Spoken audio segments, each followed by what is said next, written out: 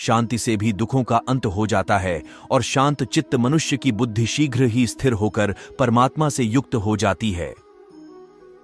श्री कृष्ण क्यों व्यर्थ की चिंता करते हो? किससे व्यर्थ में डरते हो? कौन तुम्हें मार सकता है? आत्मा न पैदा होती है न मरती है। श्री कृष्ण हर काम का फल मिलता है। इस जीवन में न कुछ खोता है न व्यर्थ होता है। श्री कृष्ण विषयों का चिंतन करने से विषयों की आसक्ति होती है, आसक्ति से इच्छा उत्पन्न होती है और इच्छा से क्रोध होता है, क्रोध से सम्मोहन और अविवेक उत्पन्न होता है। श्री कृष्ण संयम का प्रयत्न करते हुए ज्ञानी मनुष्य के मन को भी चंचल इंद्रियां बलपूर्वक हर लेती हैं। जिसकी इंद्रियां वश में होती है उसकी बुद्धि स्थिर होती है। जब तुम्हारी बुद्धि मोह रूपी दलदल को पार कर जाएगी, उस समय तुम शास्त्र से सुने गए और सुनने योग्य वस्तुओं से भी वैराग्य प्राप्त करोगे।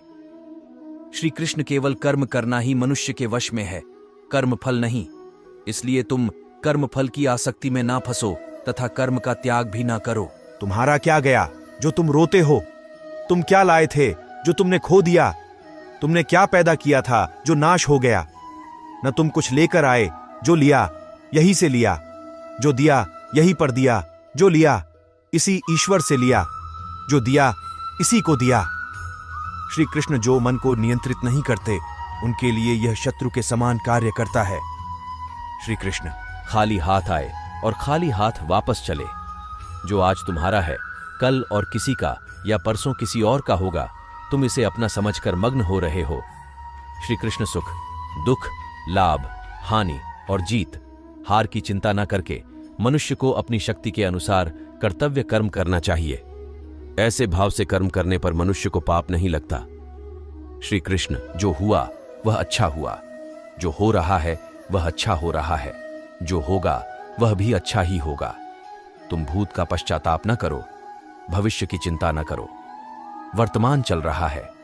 श्री कृष्ण क्रोध से भ्रम पैदा होता है, भ्रम से बुद्धि व्यग्र होती है। जब बुद्धि व्यग्र होती है तब तर्क नष्ट हो जाता है, जब तर्क नष्ट होता है तब व्यक्ति का पतन हो जाता है। श्री कृष्ण सम्मानित व्यक्ति के लिए अपमान मृत्यु से भी बढ़कर है। श्री कृष्ण सभी प्राणी जन्म से पहले अप्रकट थे और मृत्यु के बाद फिर अप्रकट हो जाएंगे, लेकिन जन्म और मृत्यु के बीच प्रकट दिखते हैं। फिर इसमें सोचने की क्या बात है? श्री कृष्ण परिवर्तन संसार का नियम है। जिसे तुम मृत्यु समझते हो वही तो जीवन है। एक क्षण में तुम करोड़ों के स्वामी बन जाते हो, दूसरे चरण में तुम दरिद्र हो जाते हो। शस्त्र आत्मा को काट नहीं सकते, अग्नि इसको जला नहीं सकती, जल इसको गीला नहीं कर सकता और वायु इसे सूखा नहीं सकती। जैसे मनुष्य अपने पुराने वस्त्रों को उतारकर दूसरे नए वस्त्र धारण करता है, वैसे ही आत्मा मृत्यु के बाद अपने पुराने शरीर को त्याग करने से ही प्राप्त करती है। श्री कृष्ण आत्मा न कभी जन्म लेती है और न मरती है। शरीर का नाश होने पर भी नष्ट नहीं होता। आत्मा अमर है। जो लोग इस आत्मा को मारने वाला या मरने वाला मानते हैं, वे दोनों ही नासमझ है। आत्मा ना किसी को मारती है और ना ही किसी के द्वारा मारी जा सकती है। श्री कृष्णन, यह शरीर तुम्हारा है, न तुम शरीर के हो। यह अग्नि, जल, वायु, पृथ्वी, आकाश से मिलकर बना है और इसी में मिल जाएगा। परंतु आत्मा स्थिर है। फिर तुम क्या हो? श्री कृष्ण, तुम ज्ञानियों की तरह बातें करते हो, लेकिन जिनके लिए शोक नहीं करना चाहिए उनके लिए शोक करते हो।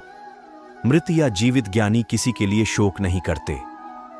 श्री कृष्ण कर्म ही पूजा है। व्यक्ति जो चाहे बन सकता है यदि विश्वास के साथ इच्छित वस्तु पर लगातार चिंतन करे। श्री कृष्ण मैं काल हूं, सबका नाशक। मैं आया हूं दुनिया का उपभोग करने के लिए। श्री कृष्ण कर्म उसे नहीं बांधता जिसने काम का त्याग कर दिया है। श्री कृष्ण बुद्धिमान व्यक्ति कामुक सुख में आनंद नहीं लेता। श्री कृष्ण मैं उन्हें ज्ञान देता हूं जो सदा मुझसे जुड़े रहते हैं और जो मुझसे प्रेम करते हैं। श्री कृष्ण प्राकृतिक कर्म बहुत तनाव पैदा करता है। श्री कृष्ण अपने अनिवार्य कार्य करो, क्योंकि वास्तव में कार्य करना निष्क्रिय से बेहतर है। मैं सभी प्राणियों की हृदय में विद्यमान हूं। श्री कृष्ण निर्माण केवल पहले से मौजूद चीजों का प्रक्षेपण है। श्री कृष्ण बुरे कर्म करने वाले सबसे नीच व्यक्ति जो राक्षसी प्रवृत्तियों से जुड़े हुए हैं और उनकी बुद्धि माया ने हर ली है, वह मेरी पूजा या मुझे पाने का प्रयास नहीं करते। श्री कृष्णमयी उष्मा देता हूं, मैं वर्षा करता हूं, मैं वर्षा रोकता भी हूं, मैं अमृतव भी हूं और मृत्यु भी मैं ही हूं। श्री कृष्ण जो इस लोक में अपने काम की सफलता की कामना रखते हैं, वे देवताओं की पूजा करें। जब वे अपने कार्य में आनंद खोज लेते हैं, तब वे पूर्णता प्राप्त करते हैं। इंद्रियों की दुनिया में कल्पना सुखों की शुरुआत है और अंत भी, जो दुख को जन्म देता है। जैसे प्रज्वलित अग्नि लकड़ी को जला देती है, वैसे ही ज्ञान रूपी अग्नि कर्म के सारे बंधनों को नष्ट कर देती है। यदि कोई बड़े से बड़ा दुराचारी भी अनन्य भक्ति भाव से मुझे भजता है, तो उसे भी साधु ही मानना चाहिए और वह शीघ्र ही धर्मात्मा हो जाता है तथा परम शांति को प्राप्त होता है। जो कार्य में निष्क्रियता और निष्क्रियता में कार्य देखता है, वह एक बुद्धिमान व्यक्ति है। काम, क्रोध और लोभ, यह चीजों को नरक की ओर ले जाने वाले 3 द्वार हैं। सदैव संदेह करने वाले व्यक्ति के लिए प्रसन्नता न इस लोक में है, ना ही कहीं और। किसी और का काम पूर्णता करने से कहीं अच्छा है कि अपना करे, भले ही उसे अपूर्णता का साथ करना पड़े।